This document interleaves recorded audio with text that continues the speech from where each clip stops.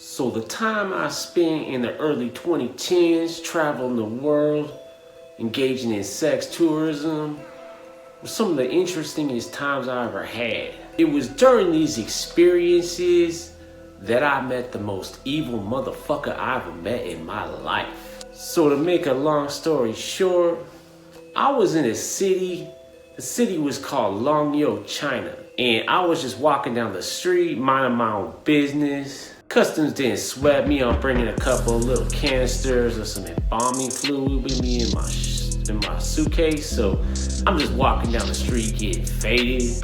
And this motherfucker in this fancy ass called like a Mitsuoka pulls up next to me and he starts waving me down and shit. Some Chinese dude. I can tell this motherfucker's rich as hell.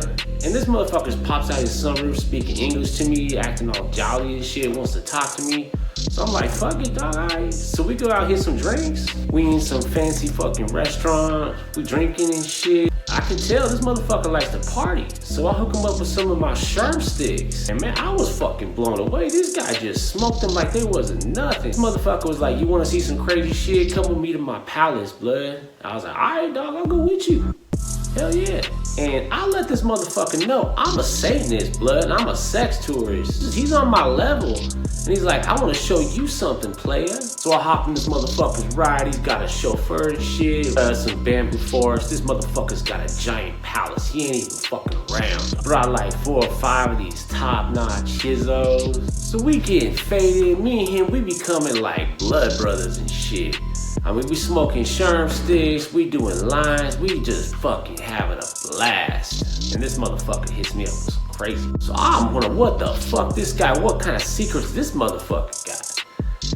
This motherfucker takes me down into his underground compound. He's got a secret underground layer in his motherfucking palace. And this gotta be one of the most fucked up things I ever seen in my life. He had like 8 or 9 of these people. I mean, I couldn't tell if they was old or young. They wrapped up in like these plastic bags with belts tied around them and shit. And they just got holes for their mouths and their asses for pissing and shitting. And he's got them hooked up and they like blood banks. This motherfucker was like a human vampire.